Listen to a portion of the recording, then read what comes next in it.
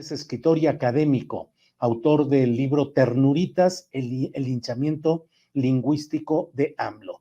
Está con nosotros y saludo a David Bach-Heller. David, buenas tardes. Julio, un gusto estar contigo. Bueno, pues ya lo teníamos pendiente porque habíamos hablado algunas semanas antes sobre la presentación de tu libro Ternuritas, pero ahora leí en tu cuenta de Twitter, ahora X, pues una serie de señalamientos acerca de cómo va escalando el lenguaje agresivo en temas como el relacionado con la portada de la revista Siempre, donde se pone la silueta de Claudia Sheinbaum con una banda llena de suásticas, y dices tú que es como la coronación, es como una parte superior de un esquema progresivo de acusaciones y señalamientos contra López Obrador en este sentido. ¿A qué te refieres, David? Así es, Julio. Seguramente a muchas personas tomó por sorpresa la portada de Pajés, ¿no? Que es una portada definitivamente brutal porque en imagen se ve asociada a Claudia Sheinbaum con el nazismo. Pero te quiero decir por qué a mí no me tomó por sorpresa. Porque estaba preparado para esta imagen. Y es que justamente acabo de sacar hace 3 meses este libro del que hablas, que se llama Ternuritas, cuyo subtítulo es El linchamiento lingüístico de AMLO.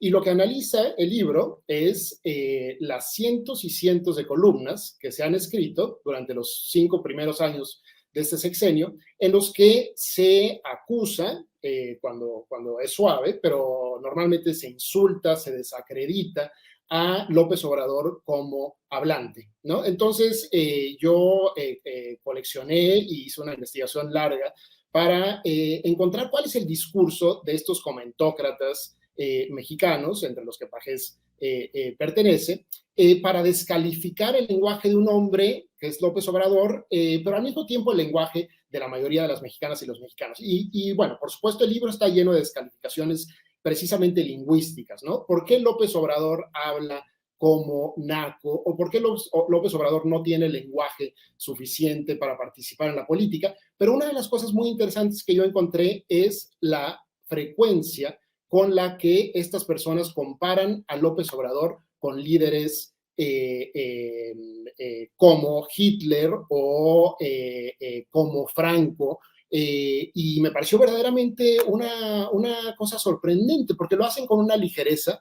En el libro aparecen varias veces dicho que López Obrador, digamos, distorsiona el lenguaje de la democracia mexicana, al igual que Franco o Hitler distorsionaron el lenguaje en su tiempo para poder acceder al control completo. Entonces, Ternuritas lo que analiza es el lenguaje, es el discurso un poco neurótico de una clase comentocrática mexicana para desacreditar a los otros, pero desacreditarlos no de maneras, digamos, argumentativas, no de maneras ni siquiera antagónicas, sino muy bajas y con una serie de calificativos que realmente cuesta trabajo digerir.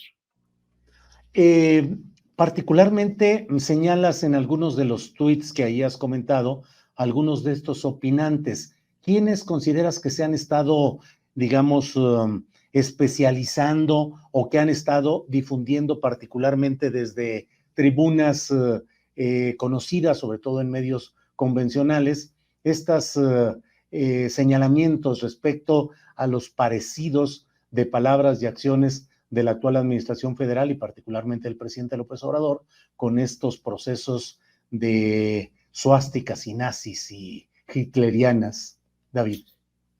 Bueno, de repente un montón de figuras muy conocidas, cuando entró López Obrador al poder, se especializaron en el lenguaje, ¿no? Lo cual es muy divertido porque nunca escribían sobre el lenguaje y de repente cuando entra López Obrador al poder se vuelven como filósofos del lenguaje, lingüistas y empiezan a descalificarlo de diferentes maneras. En Ternuritas, en mi libro, aparecen aproximadamente 90 figuras. Y las figuras van desde algunos, digamos, académicos como Denise Dresser, como Aguilar Camín, hasta otros que no son académicos, que son más bien políticos, pero tienen sus espacios en los medios, como Margarita Zavala, como Cuadri, etcétera. Y los estilos de humillar, los estilos de insultar varían. Algunos son más directos y más crudos, algunos son más barrocos y dan vuelta a las cosas. Pero te puedo decir algunos de los que yo encontré que estaban obsesionados con la metáfora o con la analogía con el nazismo. Uno de ellos era Javier Sicilia. Quadri estaba obsesionado con las comparaciones con Franco y con otros tiranos del siglo XX. Denis Dresser hacía unas comparaciones bastante sorprendentes con el proyecto genocida, entre AMLO y el proyecto genocida del colonialismo europeo. Entonces, realmente, de alguna u otra manera, varían digamos, en la frontalidad de sus ataques. Pero los 90 comentócratas que aparecen una y otra vez citados en mi libro tienen la misma intención, de nuevo, que es desacreditar a López Obrador y a un montón de gente que lo apoya como inválidos para participar en el espacio público. Digamos, no son críticas parciales, no son invitaciones a corregir alguna, sino es simplemente decir, y es lo que hace la portada de Pagés, no, esta gente no debe y no puede participar en la política, lo cual es gravísimo porque es un discurso de exclusión, es un discurso verdaderamente antidemocrático. Sí. Por otra parte, recuerdo yo, porque inclusive tuve el gusto de tener el ejemplar entregado en propia mano, lo cual te agradezco, este libro anterior que se llama Reparto de Máscaras, Paleros, Acarreados y Reventadores. ¿A qué te refieres con todo ello, David? Justamente se conecta porque mi interés, justamente, Julio, es cómo usamos el lenguaje para desacreditar, para humillar, para insultar y sobre todo para evadirnos del juego democrático, ¿no? Porque ahora los tiempos han cambiado en este país y una de las cosas principales que han cambiado es que nos queda claro ahora que la democracia es un espacio de discusión y de conflicto y de lucha, ¿no? Y es un conflicto y una lucha que no deben de ser violentos, pero no dejan de ser conflictivos, ¿no? Entonces, en el primer libro que escribí, que justamente se llama Reparto de Máscaras, Paleros, Acarreados y Reventadores, lo que hago es analizar esas tres palabras que usamos los mexicanos y las mexicanas todo el tiempo, ¿no?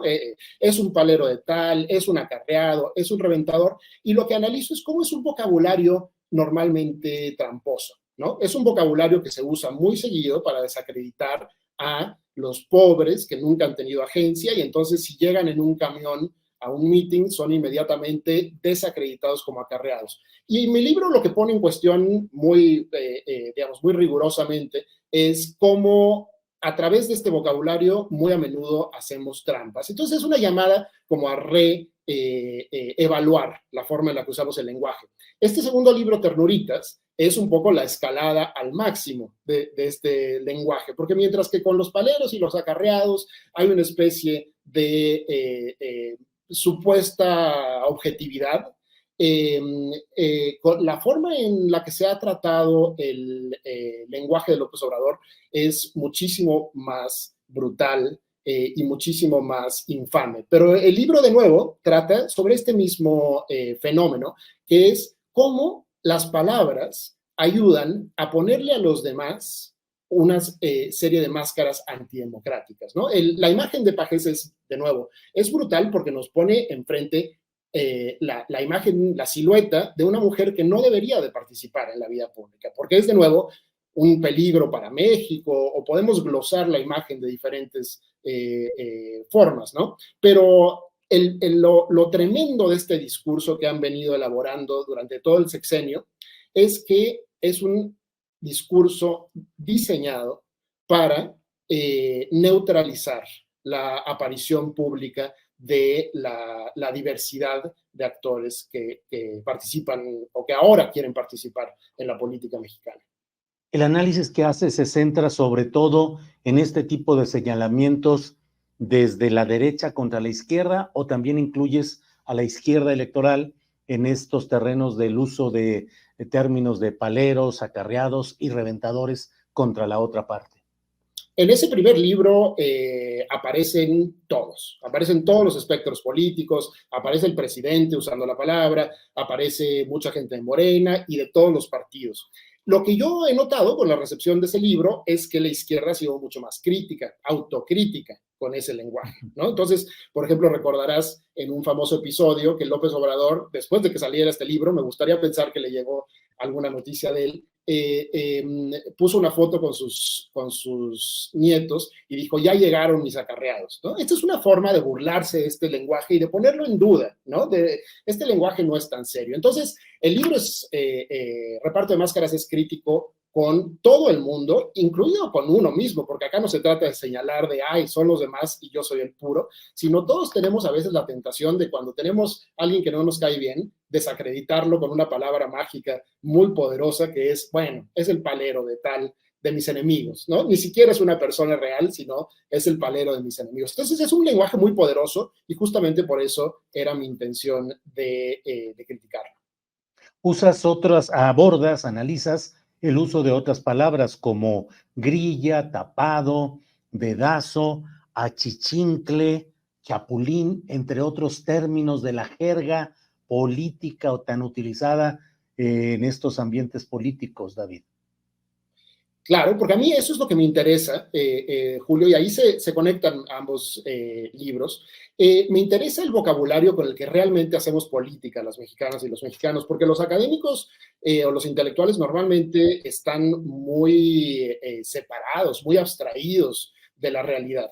Y yo encuentro que uno de los grandes méritos de la propuesta, digamos, de vocabularios y conceptual de López Obrador es hablar en este vocabulario, ¿no? Es hablar en el vocabulario que realmente usamos todos los días para hacer política. Y entonces, en este vocabulario hay palabras que hacen cosas que deberíamos de revisar, pero también hay palabras que liberan, ¿no? Y yo lo que encuentro en Ternuritas es también lo que intento es explicar también cuál es el poder del lenguaje de López Obrador, porque este grupo justamente lo que ha dicho es un lenguaje exitoso porque habla como naco para los nacos, o porque se rebaja a hablar, o porque es un demagogo. Y la verdad es que ya después de 5 años entrados en el sexenio, habría que ser más realistas, más cuidadosos y analizar cuál es el poder de este lenguaje. ¿Por qué convence a tantas personas? ¿Por qué mueve a la acción a tantas personas? Y parte de mi intención en Ternuritas era intentar explicar con algunas herramientas sobre el lenguaje que he ido acumulando, cuáles son las virtudes del discurso democrático de López Obrador, por supuesto, siempre manteniendo una postura crítica, ¿no? Bien, pues te agradezco mucho esta oportunidad de platicar, David. Cierro comentándote o pidiéndote, hay por aquí algún comentario en el cual preguntan qué decir respecto a algunas expresiones del presidente López Obrador, como fifí, toda esta serie. Aquí dice, mira, Guille Mo dice, y los clásicos fifí, conservadores, aspiracionistas, nunca ha estado con nosotros, ¿esas no cuentan? Por supuesto que cuentan y hay que analizarlo todo con mucha fineza. Yo quiero repetir lo que decía hace rato, la democracia es conflicto, Julio. La democracia es enfrentamiento entre posturas que a veces no tienen nada que ver y son perfectamente antagónicas. Y está bien llamar a los otros por los nombres que creemos que merecen. Por ejemplo, conservador. Por ejemplo, explotador, ¿no? Si un tío mío en la próxima cena de Navidad defiende la semana laboral el cambio a que no cambie a 40 horas, puede ser que yo lo llame un explotador, ¿no? Y lo que estoy haciendo no es insultándolo, no es polarizando, sino es politizando la situación. Entonces, me parece que una de las enseñanzas más importantes de este sexenio es que hay una gran diferencia entre politizar y polarizar. Pero esa diferencia a veces no es tan evidente. Entonces, para muchas mexicanas y mexicanos, los nombres que usa López Obrador para describir el mundo, por ejemplo, mafia del poder o algunos de los que tú leíste ahora, son nombres correctos. Son las máscaras que que le corresponden a una, por ejemplo, a una minoría que siempre se ha opuesto a la justicia social, que a veces usa nombres que pueden ser ofensivos y que hay que combatir, y me parece que tú has estado a veces en esta polémica, es cierto, y esto es verdaderamente el funcionamiento de la democracia, y sale gente a dar su opinión, y hay un combate de ideas, ¿no? ¿Cuáles son los nombres correctos y cuáles son los nombres incorrectos? Pero invito al lector, a quien escribió ese mensaje y a tu auditorio, a justamente encontrar en Ternuritas los argumentos finos que yo hago, porque no se trata de distinguir entre hay un hablante que siempre tiene la razón y hay unos malditos sádicos que lo están linchando, ¿no? Sino de entender cuál es la naturaleza del conflicto democrático en el que de repente vivimos, y a algunas personas no les gusta, ¿no? A los comentócratas que yo cito en mi libro, definitivamente no les gusta la idea de un conflicto democrático frontal en el que tengan que dialogar con los otros. Bien, David, pues te agradezco mucho esta posibilidad de platicar y de ahondar en estos temas, y seguiremos en contacto. Gracias, David. Muchas gracias a ti, Julio. Hasta pronto.